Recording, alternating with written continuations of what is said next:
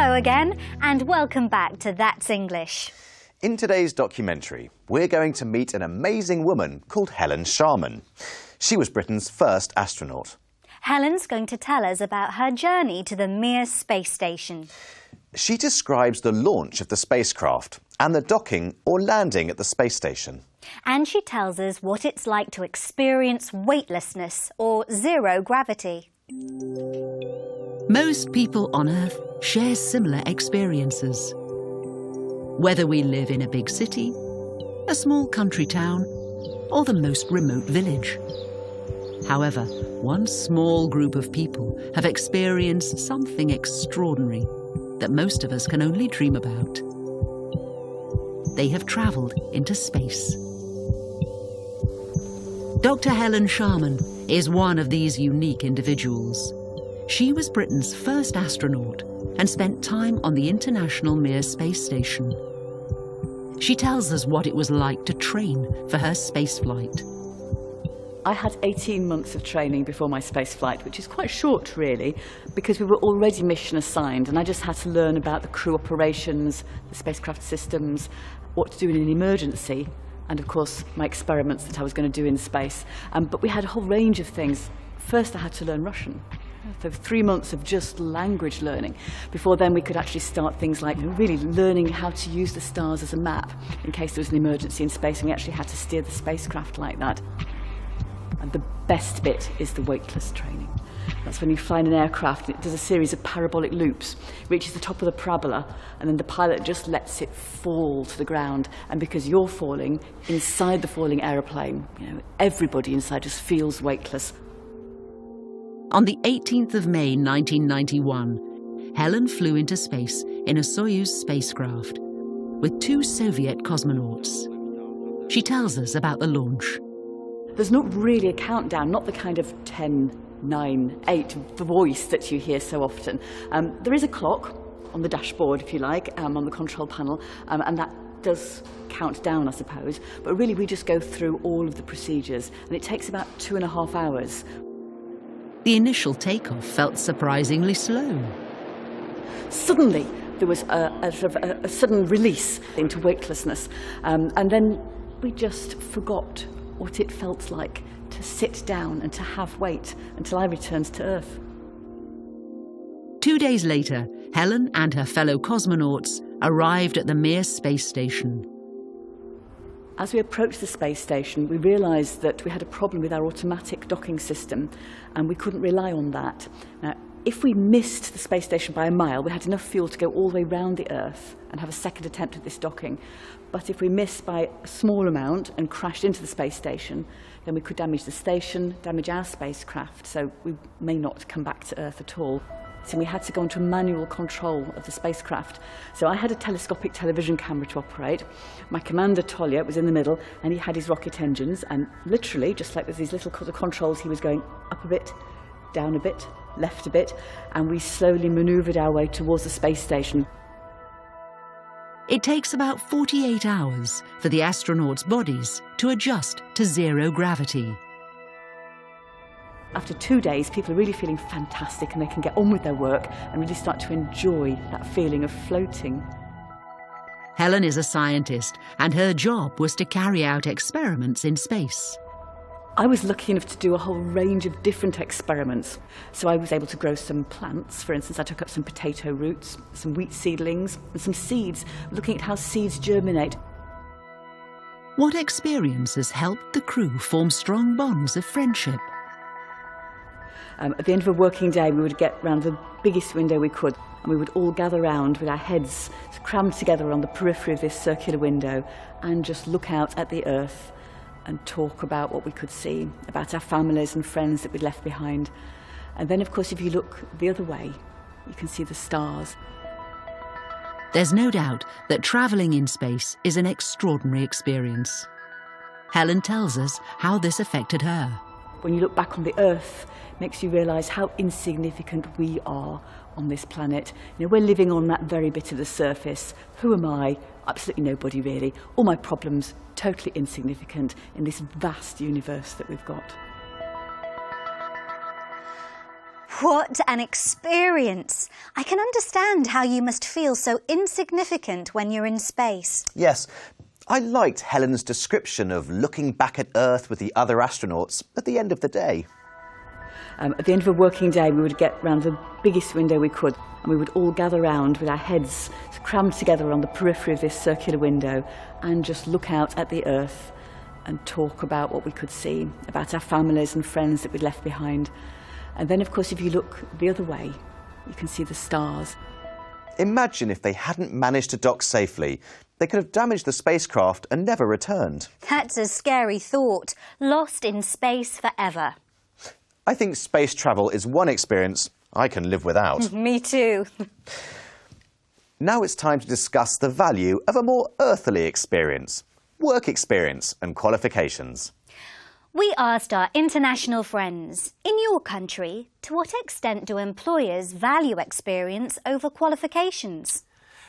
I think that in Jamaica, you will find that qualifications are actually valued more than experience, because as an island that was owned by somebody else, status becomes quite important, and proving that status becomes quite important. So having a degree and having a second degree actually is become quite key to getting on. This is a 50-50 question. If you're looking for a key person in an industrial area, skill is often required. If you're looking for a financial manager, they will generally look at qualifications. I think in Australia, experience is still very highly valued. Australia is proud of what they call the self-made man. That's someone who has worked very hard and discovered and done well from their experiences. I think in more academic professions they prefer qualifications, but in a more manual job, employers would prefer experience. I would say that experience and qualifications matter about equally to employers when they're hiring. Although a lot more people are going to university, employers still value skills and hands-on experience a lot more. I think qualifications are quite important.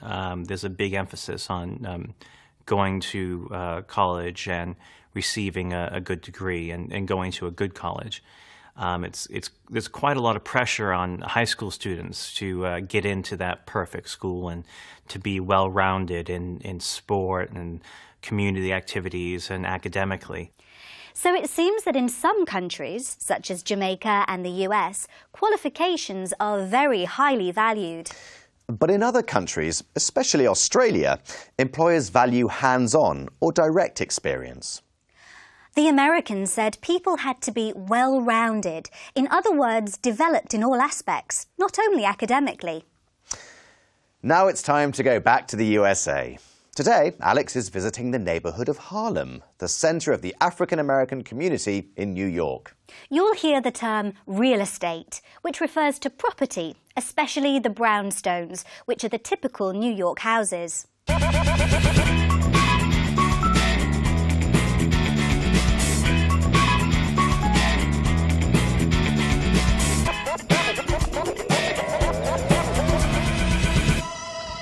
Hello and welcome back to New York City. Today we're going to be looking at one of the city's most influential and culturally rich neighborhoods, Harlem. Harlem is a large neighborhood in northern Manhattan. Since the Jazz Age of the 1920s, Harlem has become the cultural center of the African American community in New York.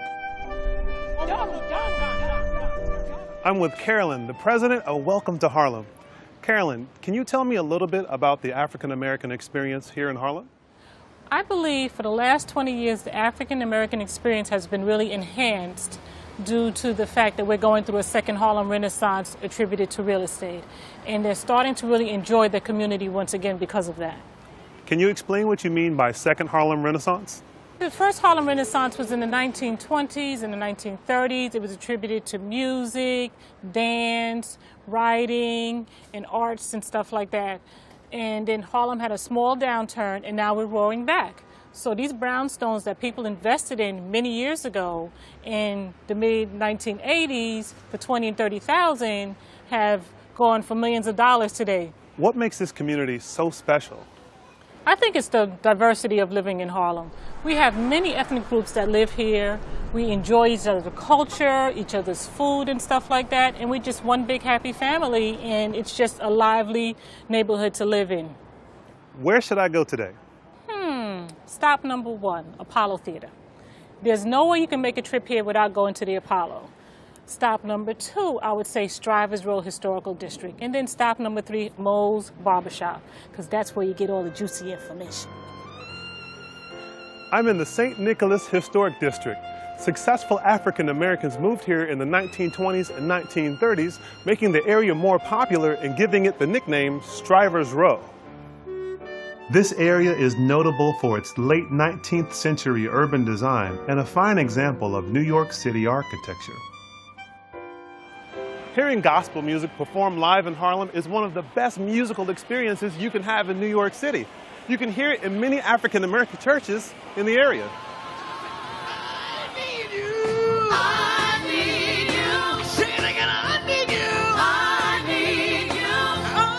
This is the First Corinthian Baptist Church. Members of the public are welcome to attend services here.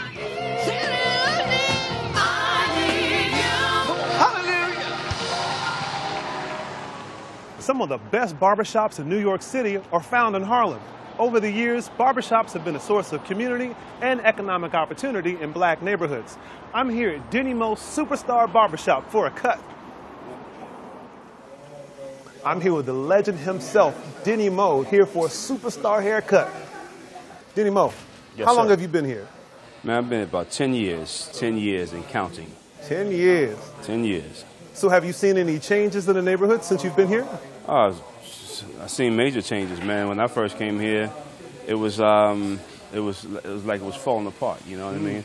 But it's been put together pretty good now. You have people coming from all over the world to be right here in Harlem. I mean, Harlem is the place, the Mecca. When I first came back to Harlem, it was a love affair. Besides cutting hair, what other purpose does your barbershop serve in the community? Oh, man, we are definitely embedded in the community. When you say community, you say Denny Moe. When you say Denny Moe, you say community. Yeah. That's how it is. It's synonymous, man, because we do back-to-school drives for the kids. You know, we give them books and book bags and, send them to school with fresh haircuts. You know what I mean? And we also do scholarships to kids transitioning from high school to college. And we just do a lot. And this is a family business, right? This is a family business, that's right. You got me, the God, you know what I mean? You got my son over here, his name is Denny Moe Jr. We're here, we're doing it, man. Well, we're going to finish up here, but we'll see you next time in Boston. Well, Denny Moe's quite a character, isn't he? He clearly does a lot for his community. He organises back-to-school drives, which means raising money for children's books and equipment. I love the gospel music. If the services at my church were that entertaining, I'd definitely go. Well, I'm afraid it's time to say goodbye now. Bye. Goodbye.